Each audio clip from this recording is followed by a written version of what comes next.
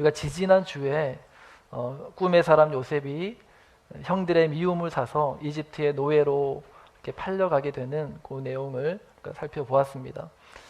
오늘 본문 1절 말씀을 보시면 우리 1절 말씀을 함께 다시 읽겠습니다. 시작.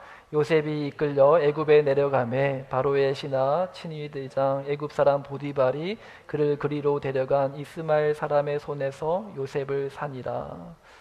네, 당시 일반 사람이 노예가 되는 경우는 둘 중에 하나였습니다. 하나는 이제 나라가 전쟁에서 패해서 패잔병으로 이제 포로로 끌려가서 노예가 되는 경우가 있었고요. 또는 누군가의 이제 빚을 갚지 못해서 채무 관계로 인해서 이제 노예가 되는 경우였습니다. 자, 이런 상황에서 노예가 되면 이 노예가 된 사람은 쉽게 자신이 당면한 그 상황을 받아들일 수 있었습니다. 나라가 이제 잘못해서 나라가 패해서 이제 그렇게 된 경우도 그렇고 또 채무로 인해서 이제 노예가 된 경우도 그렇고 결국에는 원인이 자기에게 있다라는 것을 이제 받아들이기 때문에 본인이 노예가 되는 것에 있어서 그렇게 거부한다거나 마음에 힘든 마음이 빨리 이렇게 해소되었다고 합니다. 우리가 직장 생활 하다 보면 사표 던지고 나오고 뛰쳐나오고 싶은 순간들이 한두 번이 아니죠. 예. 일도 힘든데 직장 상사와 좀 이렇게 성격이 맞지 않는다라든지 또 일하는 스타일이 맞지 않으면 굉장히 힘들죠. 시원하게 요거 한 바탕 날리고 이렇게 회사를 나오고 싶은 생각이 들 때가 있습니다. 근데 이와 같은 생각을 잠재우고 힘들어도 끝까지 참고 또 이 회사 생활을 버티게 하는 방법이 있어요. 그 방법이 뭔지 아십니까? 새 차를 60개월 할부로 사시면 됩니다. 그러면 좋으나 싫으나 그 할부 계약 끝날 때까지 그 돈 다 갚을 때까지 5년 동안 이제 그 회사의 메인 몸으로 주구나 싫으나 상사 욕을 들으면서 그렇게 이제 울며 겨자 먹기로 회사를 다니게 되는 거죠. 자, 그런데 요셉의 상황은 달랐어요. 요셉은 노예가 되어야 할 이유가 전혀 없었습니다. 이스라엘 귀한 집 자식으로 커왔고요. 그 아버지 야곱이 정말 금이야 오기야 하면서 키웠던 자식이 요셉이었어요. 그럼 부모의 끔찍한 사랑을 받고 자라온 이 요셉이 어느 날 보니까 노예로 이집트에 팔려가게 된 겁니다. 요셉의 형들이 그를 팔아버린 거죠. 지금으로 치면 형들에게 인신매매 당해서 노예로 팔려버린 것입니다. 요셉은 아버지 심부름 갔다가 이런 봉변을 당해서 정신 차리고 보니까 이집트의 노예로 팔려와 있는 것입니다. 아마도 요셉의 입장에서는 이 상황이 참 받아들이기가 쉽지 않았을 게 분명합니다. 자기 잘못이나 실수가 아니었잖아요. 전쟁에서 져서 포로로 끌려간 것도 아니고 또 빚을 못 갚아서 채무 관계가 있는 것도 아니었고 그런데 어느 날 보니까 자신이 이집트의 노예로 팔려가서 그 노예 시장에 던져져 있는 겁니다. 어쩌면 우리가 살아가는 이 땅에서의 삶이 이 세상 속에서의 그리스도인의 운명이 이와 같지 않나라는 생각을 해봅니다. 내 의지와 상관없이 이 세상이라는 노예 시장에 던져진 거예요. 세상은 지독한 경쟁 사회입니다. 가만히 따지고 보면 노예 시장과 별반 다를 바가 없는 거예요. 이 거대한 노예 시장에서 사람들은 인종, 외모, 또 학벌, 성적, 직업 등으로 그 몸값이 정해지죠. 이 당시 요셉의 몸값은 은 20이었습니다. 그리고 이 시장에서 사람들의 소원은 뭐냐? 두 가지예요. 하나는 더 높은 몸값으로 거래되는 거. 나라는 존재가 더 높은 임금을 받고 팔려가는 걸 그걸 원하고요. 또 하나는 좋은 주인 만나서 좋은 집에서 노예로 사는 것. 이것이 이 두 가지가 이 노예들의 삶의 유일한 바람이었던 것입니다. 오늘날의 학부모와 학교는 서로 손잡고 학생들을 더 높은 몸값의 노예로 양산하는 데 힘을 모으죠. 하나님이 창조한 본래의 가정의 모습은 이 냉혹한 경쟁 사회 속에서의 안식처와 같은 곳이에요. 그러나 이 현실 세계에서는 성공 욕구를 처음으로 배양하는 타가소가 오늘날의 가정이 되어 있지 않나라는 생각을 하게 됩니다. 더 높은 몸값의 사람이 되어야 돼. 그러려면 열심히 공부해야 되는 거야. 너 하고 싶은 거 하고 살려면, 좋은 주인 만나서 좋은 집에서 노예 살려면 공부 열심히 해야 되는 거야. 그렇게 부모는 자녀들을 다그치고 자신이 살아온 방식대로 자녀에게 요구하는 것입니다. 성도는 이와 같은 세상에서 선택해야 됩니다. 노예 시장을 방불케 하는 이 경쟁 사회에 신물이 나서 세상과 단절하고 이 속세를 떠나서 자기만의 세상에 살든지, 아니면 이 세상에 속해서 세상에 동화되어 세상에서 더 높은 가치를 인정받기 위해서 안간힘을 쓰며 살든지, 이 둘 중에 하나를 선택해야 된다는 것입니다. 성도 가운데 세상에서 높은 가치를 인정받는 것이 하나님의 영광이 되는 것이다 라고 생각하는 분들이 있는 것 같습니다. 이런 생각을 고지론이라고 부르죠. 전투에서 고지를 점령하는 것은요, 그 전투를 이기고 영토를 장악하기 위한 아주 필요한 그 작전이죠. 그리스도인이 이 세상의 고지를 점령해야 이 영적 전쟁에서 이길 수 있고, 그래야 하나님께 영광이 된다. 그래야 열심히 공부해서 성공해야 된다. 그것이 하나님의 영광이 되는 길이다 라고 생각하고, 그렇게 자녀를 가르치고 생각을 하는 것입니다. 예를 들면 그런 거죠. 이제 연말이 되면 뭐 연기대상 뭐 이런 거 하잖아요. 그러면 연예인들이 연말 시상식에서 상을 받으면 어떻게 합니까? 각자가 믿는 종교에, 누구는 부처님에게 감사하다고 하고, 근데 많은 연예인들이 하늘에 계신 하나님께 감사합니다. 그런 고백을 하죠. 근데 그 모습을 보면서 우리는 뭐라고 합니까? 와, 멋지다. 저것이 진정으로 하나님께 영광이 되는 삶이구나. 그렇게 보면서 자랑스러워 하잖아요.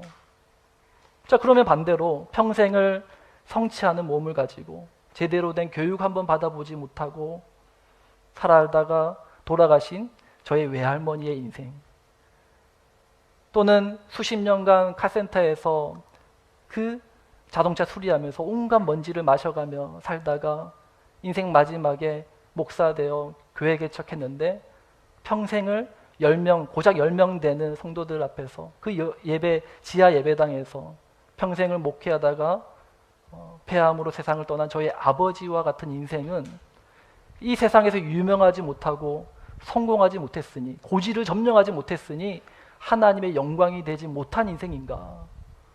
이런 질문을 던지지 않을 수 없다는 거죠. 오늘 본문에서 오늘 성경은 요셉을 가리켜서 성공한 사람이라고 말씀합니다. 오늘 보면 2절 말씀 우리 함께 읽습니다. 시작. 여호와께서 요셉과 함께 하심으로 그가 형통한 자가 되어 그의 주인 애굽 사람의 집에 있으니. 자, 여기서 요셉이 형통한 자가 되었다라는 말은 성공했다라는 말과 같은 말이에요. 똑같은 뜻입니다. 성경은 요셉이 성공했다라고 말합니다. 그러면 무엇이 요셉의 성공이었느냐?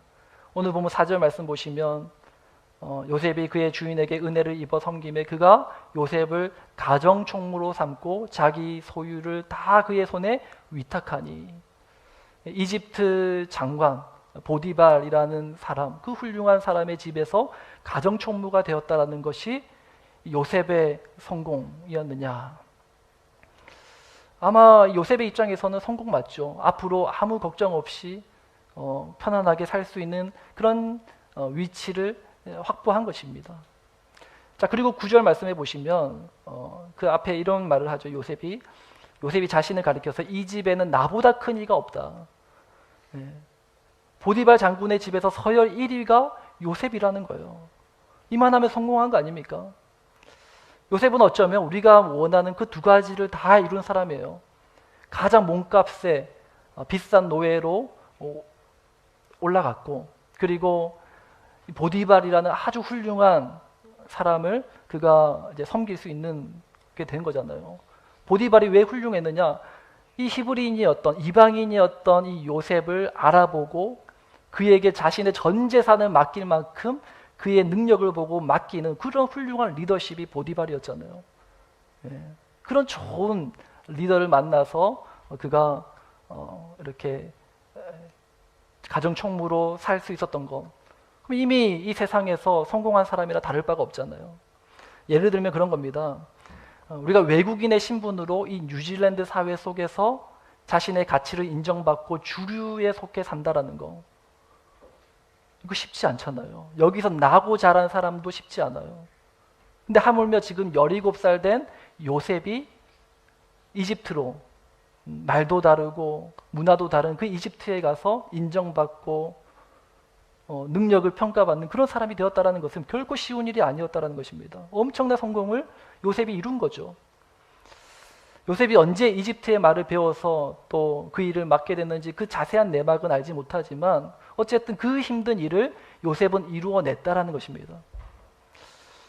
그러면 오늘 본문 2절에서 여호와께서 요셉과 함께 하심으로 그가 형통한 자가 되었다, 그가 성공했다라는 그 말이 이와 같이 그가 세상에서 보디발의 집에서 서열 1위가 되고 사람들이 흔히 말하는 그 성공한 사람, 자수성가한 사람, 그러한 자가 되었다, 그런 말인가.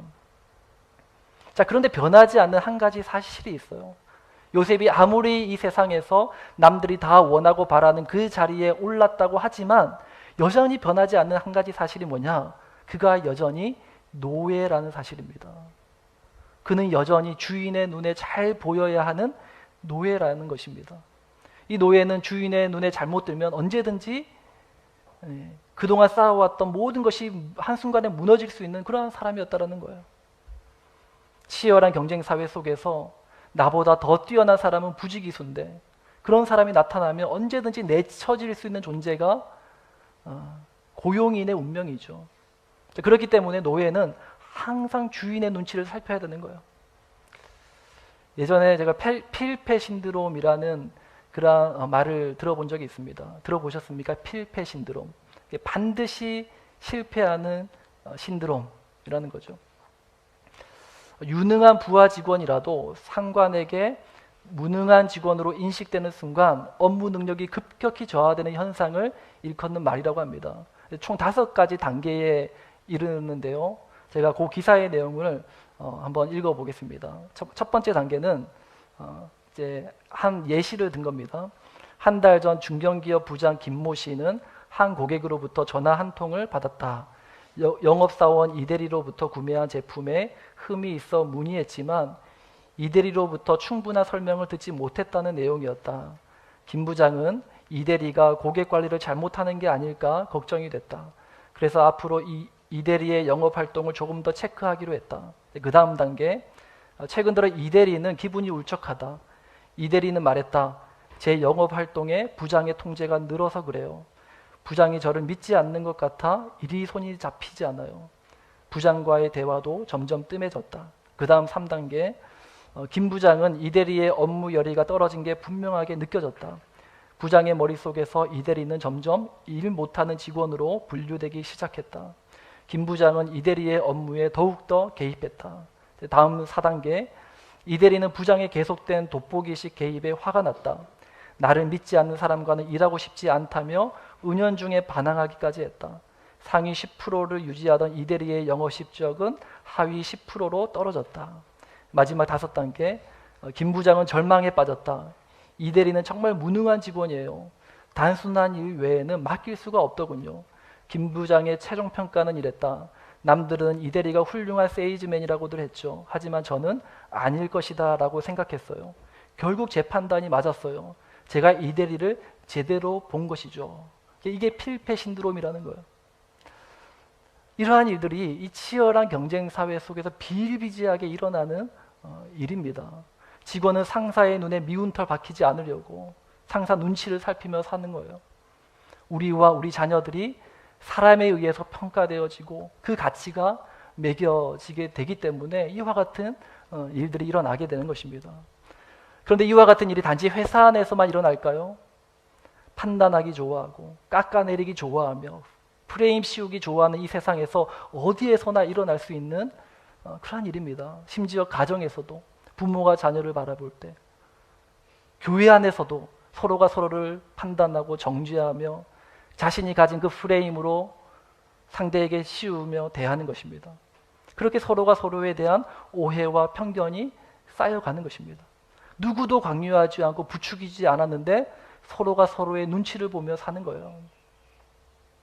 작은 실수도 용납되지 않는 이 세상 속에서, 이 사회 속에서 우리에게 큰 위기를 주는 일들이 뭐냐? 오늘 요셉은 이와 같은 치열한 경쟁 사회 속에서 그가 쌓아왔던 이 모든 것을 한순간에 무너뜨릴 수 있는 큰 위기를 만납니다.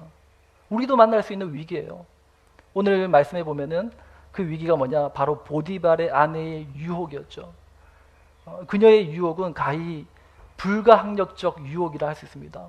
저항할 수 없는 아주 거센게 이 요셉을 유혹해 왔어요. 처음에는 눈짓으로 막 이렇게 유혹을 하다가 나중에는 말로 매일마다 와가지고 막 꼬시는 거예요. 그러다가 어떻게 합니까? 나중에는 딱 판을 짜는 거예요. 아무도 없는 틈을 타서 요셉과 단둘이 있는 그 상황에서 막 스킨십을 하면서 아주 공격적으로 요셉을 유혹했죠. 어느 누구도 빠져나갈 수 없는 그러한 상황이 된 거예요. 존 버년의 철로 역정 소설에 보면은 그런 문구가 있습니다. 정욕의 눈먼 자들은 자신이 망하는 줄도 모르고 어떻게든 눈앞의 욕망을 채우고야 만다. 여러분, 성적인 유혹은 불과 같아요. 한 번의 실수가 모든 것을 불태워버릴 수 있는 강력한 힘이 그 안에 있는 것입니다.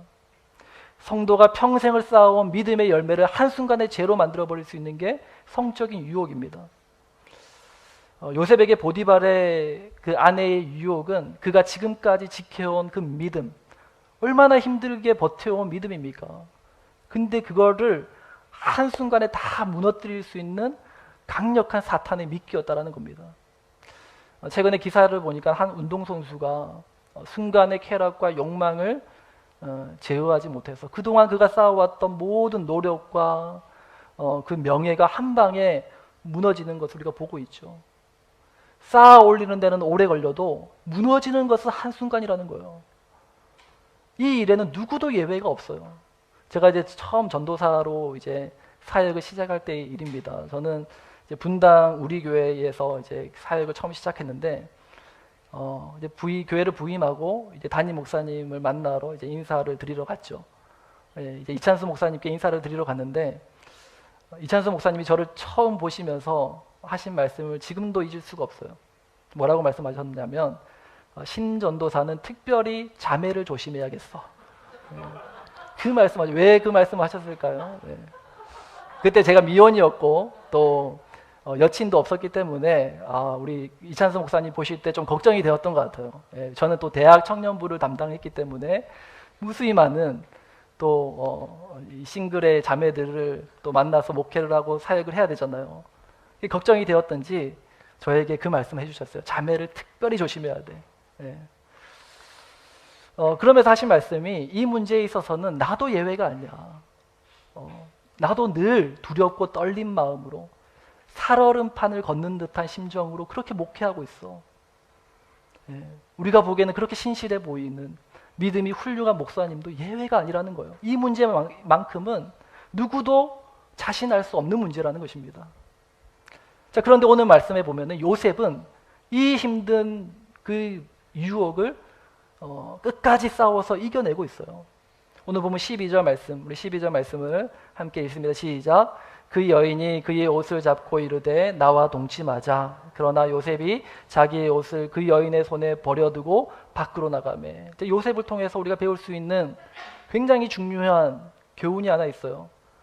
성적인 유혹 앞에서 성도의 가장 지혜로운 대처는 36개 줄행란이라는 거예요. 들어보셨어요? 36개 줄행란. 도망치는 거예요. 그러나 그 유혹 앞에서 도망치는 것도 쉽지 않아요. 근데 어떻게 요셉은 이와 같이 믿음으로 이 보디발의 아내의 유혹을 뿌리치고 그가 자기 겉옷을 벗어 던지면서까지 그 자리를 뛰쳐나올 수 있었느냐? 도대체 그 선택은 무엇에부터 나왔느냐? 9절 말씀, 우리 9절 말씀을 함께 다 같이 읽습니다. 시작. 이 집에는 나보다 큰 이가 없으며 주인이 아무것도 내게 금하지 아니하였어도 금한 것은 당신뿐이니 당신은 그의 아내임이라. 그런즉 내가 어찌 이 큰 악을 행하여 하나님께 죄를 지으리이까. 자, 요셉이 보디발의 그 아내에게 하는 말을 들어보면 요셉이 그녀를 범하는 것이 하나님께 대하여 죄를 짓는 것이라고 요셉이 고백하고 있다는 거예요. 여기서 알 수 있는 사실은 요셉은 자기 자신을 보디발의 노예라고 여기지 않았다는 거예요. 그는 보디발의 노예가 아니라 하나님의 자녀라는 분명한 정체성을 가지고 있었던 겁니다. 그래서 그는 보디발의 아내의 유혹을 이길 수 있었던 거예요. 그가 만약에 자신을 그냥 보디발의 노예라고 생각하고 그냥 일개 노예의 한 명이라고 생각했다면 그녀의 유혹을 이길 수 없었을 거예요. 그러나 요셉은 보디발의 눈치를 보는 자가 아니라 하나님의 눈치를 보는 사람, 하나님을 주인으로 섬기는 자였기 때문에 그 유혹의 순간에 그가 주인 되시는 하나님을 본 겁니다. 그리고 우리를 향하신 하나님의 구원은 어떤 구원이냐? 고린도전서 7장 23절 우리 함께 다 같이 읽습니다. 시작. 너희는 값으로 사신 것이니 사람들의 종이 되지 마라. 우리를 구원하신 구원은요, 이 세상의 노예로 살던 우리를 값을 치르고 하나님께서 우리를 사신 거라는 거예요. 예수님의 피값으로 세상의 종되었던 사람의 종이었던 우리를 사신 거예요. 다시는 사람의 종이 되지 마라.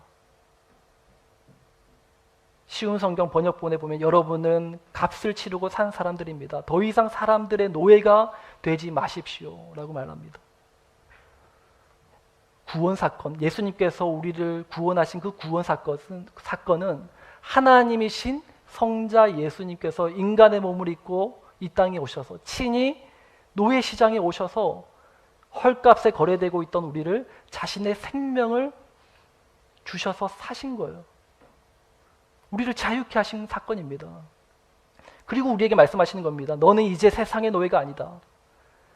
내 생명과 맞바꾼 너희들이야. 내 아들이고 내 딸이야. 그러니 세상을 두려워하지 마라. 사람 눈치 보지 마라. 사람 두려워하지 마라. 다시는 사람의 노예가 되지 마라. 오직 하나님만 두려워하고 하나님 눈치만 보고 하나님만 주인으로 섬기며 하나님 자녀답게 살아라 라고 말씀하시는 겁니다.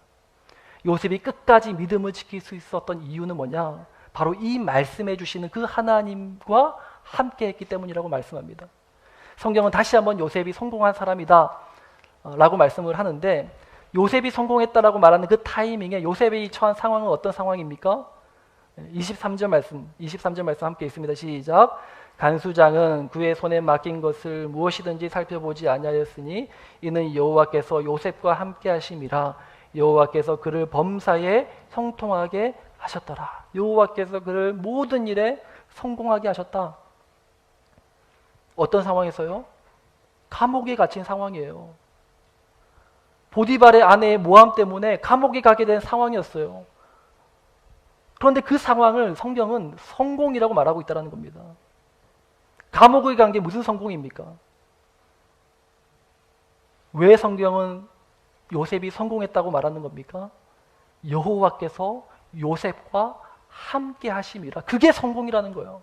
성도의 성공은요, 이 세상에서 남들보다 좀 더 잘 먹고 잘 사는 게 성공이 아니고, 돈 많이 벌어서 출세하는 게 성도의 성공이 아니고, 하나님이 그와 함께하는 그것이 성도의 성공이라고 성경은 말씀하고 있다는 겁니다.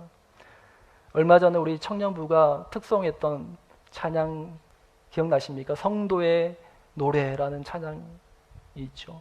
그 찬양의 가사가 성도의 성공이 무엇인지를 잘 알려줍니다. 이런 찬양이에요. 환난, 가난과 고난, 수고로움 속에도 성도는 그 믿음을 지켰네. 주를 섬기는 일에 자신을 다드리며 진리의 말씀과 성령으로 그 길을 걸었네. 우리 청년부 같이 해주세요. 그리스도 안에서 새롭게 하시고 그리스도로 인하여 자유케 되었네. 우리는 무명한 하나 유명한 자요 죽음의 위기 속에도 참 생명 가졌고 근심하나 기뻐하며 가난하나 다른 이를 부욕해 하는 자로다. 성도의 성공이 뭐라고요? 환난과 가난과 고난 중에도 믿음을 지키며 말씀과 성령으로 하나님과 동행하는 것, 그것이 성도의 형통함이라는 거예요. 죽음의 위기 속에서도 주님 주시는 참 생명, 참 평안, 참 기쁨을 소유하고 사는 사람, 그들이 형통한 사람이고, 우리가 가져야 될 성공관은 바로 이와 같은 성공관이고, 우리가 자녀들에게 물려줘야 될 정체성도 바로 이와 같은 진리라는 것입니다. 부모가 자녀를 몸값을 더 높이는 데 혈안이 된 것이 아니고, 자녀에게 너의 존재는 이 세상의 노예가 아니라 하나님의 자녀고, 이 땅을 위하여 너가 하나님이 부르신 하나님의 사명자라는 사실을 분명하게 가르쳐 줘야 될 존재가 부모라는 사실입니다. 요셉은 노예의 신분에서 이제는 죄수의 신분이 됐어요. 누가 봐도 불행한 사람이에요. 그러나 성경은, 하나님은 요셉의 삶이 불행한 삶이 아니라 행복한 자의 삶이라고 말씀합니다. 소망 없고 답답하고 무명한 자의 인생이 아니라 하나님 나라 위한 사명을 감당할 유명한 자, 곧 형통한 삶이라고 성경은 말씀하고 있다는 것입니다. 창세기 39장 22절에 간수장이 옥중 죄수를 다 요셉에 맡겼다라고 말씀합니다. 요셉이 감옥에 가게 된 이유가 뭐예요? 거기에 하나님의 계획이 있고 하나님의 섭리가 있는 거예요. 그곳에 요셉을 만나야 되는, 요셉을 기다리고 있는 사람들이 있다는 거예요. 옥중 죄수. 이 감옥은 그냥 평범한 사람들이 가는 감옥이 아니었어요. 이집트의 바로의 왕의 신하들이 갇히는 감옥이었습니다. 그들은 보디발처럼 요셉을 보고 하나님이 그와 함께 하심을 보았을 겁니다. 요셉을 통해서 그들은 하나님에 대하여 들을 수 있었습니다.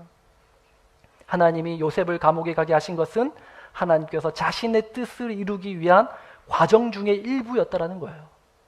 요셉을 통해서 이스라엘을 구원하기 위한, 없어서는 안 되는 아주 중요한 과정이었다라는 것입니다. 오늘 우리 중에 요셉이 경험하는 것과 같은, 인생에 있어서 노예와 같은 삶, 감옥 안에서의 삶과 같은 그러한 인생의 과정을 지나고 있는 분이 있습니까? 기억하시기 바랍니다. 하나님께서 여러분들을 사명자로 빚어가는 과정이라는 사실입니다. 여러분을 통하여 하실 일을 이루어가는 하나님의 계획과 하나님의 섭리의 과정이라는 것입니다. 그러므로 고난 중에 있는 우리 자신을 세상의 노예, 사람의 종이라고 여기지 말고 하나님의 자녀로서 하나님의 사명 감당할 사명자로 빚어져 가고 있다는 것을 기억하시고, 오늘 우리가 당하고 있는 고난과 어려움과 문제들을 주님과 함께 넉넉히 이겨나가는 우리 모든 하늘샘교회 성도님들 다 되시길 주님의 이름으로 축원합니다. 시간 함께 말씀을 생각하면서 기도하며 나아갑니다.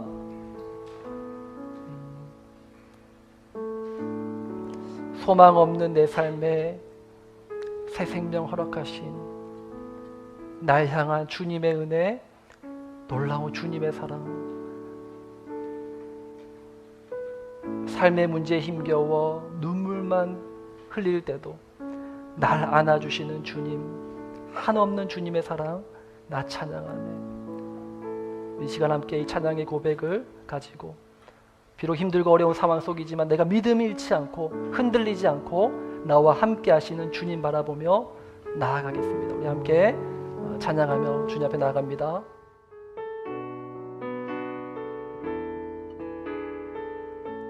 소망 없는 내 삶에, 소망 없는 내 삶에 새 생명 허락하신 날 향한 주님의 사랑, 날 향한 주님의 사랑 놀라운 주님의 사랑 삶의 문제 삶의 문제 힘겨워 눈물만 흘릴 때 날 안아주시는 날 안아주시는 주님 한없는 주님의 사랑 한없는 주님의 사랑 나 찬양하네 나의 믿음 주께 드려 나의 삶이 주를 향해 내 유일한 사랑 되신 주께 내 삶 드리 나의 믿음 주께 드려 나의 삶이 주를 향해 내 유일한 사랑 되신 주께 내 삶 드리리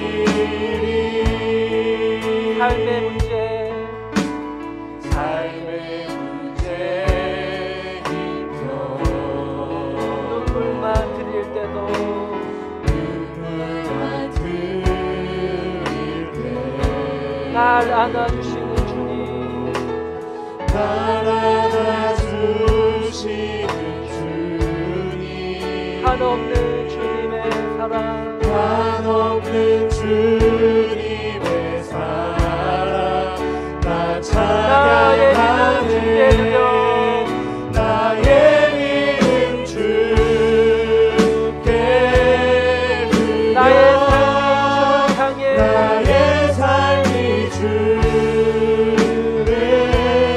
향해 내 유일한 사랑 되신 주께 내 삶 드리리 나의 믿음 주께 드리리 나의 믿음 주께 드려 나의 삶이 주를 향해 내 유일한 사랑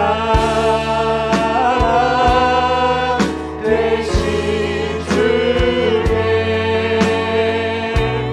내 삶 드리리 나의 믿음 주께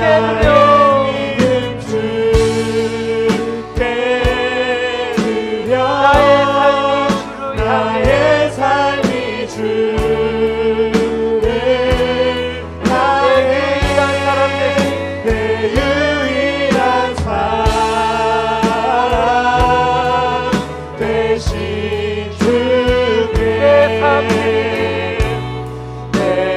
삶 드리리 나의 믿음 주께 드려 나의 삶이 주를 향해 내 유일한 사랑 되신 주께 내 삶 드리리 이 시간에 결단하면서 주님 앞에 기도하며 나갑니다. 주님, 내가 이제는 세상의 노예로 살지 않겠습니다. 사람의 눈치를 보며 사람을 두려워하며 살지 않겠습니다. 하나님의 자녀답게 주의 사명자로 씩씩하게 살게 하여 주시옵소서. 우리 함께 말씀을 생각하며 주님 함께 기도하며 나가겠습니다. 오 주님, 하나님 아버지의 삶이 하나님 세상의 노예로 살지 않겠습니다. 주여 이 세상에 아버지의 영생 사회 속에서 하나님 사람의 눈치를 보며 사람을 두려워하며 하나님 아버지 세상의 눈치가 주옵소서. 이론의 전적인 삶을 살지 않고 자의 우리를 품고 있는 모든 어둠의 영혼들을 저희를 품고 있는 모든 이 세상의 허물과 죄악과 인지옥의 시련이 하나님 아버지를 노예로 살게 만드는 모든 우리로부터 하나님의 해방되고 자유되고 노예였게 하여 주시옵소서. 노예로 살던 우리를 자유하게 세상의 종으로 살던 우리를 아버지 더 이상 노예로 살지 않게 하시고 더 이상 종으로 살지 않게 하시고 하나님 잘 살게 하시고 우리에게 참된 기쁨과 참된 평안과 하나님의 자녀로 하나님의 자녀로 살게 하시는 하나님의 그 권세를 우리에게 주시옵소서. 자녀됨의 권세를 우리에게 주시옵소서. 하나님 자녀됨의 권세를 우리에게 주시옵소서. 영접하는 자, 복음을 믿는 자들에게 하나님의 자녀가 되는 권세를 주시옵소서.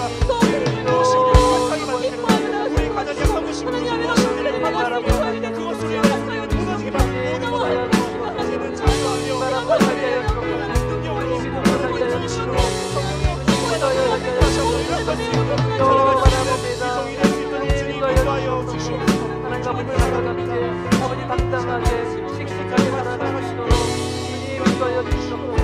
주님 함께하여 주시옵소서. 살아계신 주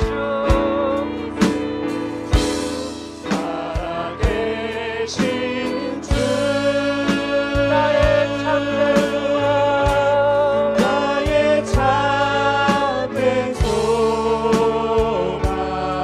걱정 걱정 전혀 없네. 전혀 없네. 사랑의 주 주의 발길이 높아리 내 모든 삶의 깊은 늘 충만하네. 살아계신 주 나의 참된 소망 나의 참된 소망 걱정 근심 걱정 근심 전혀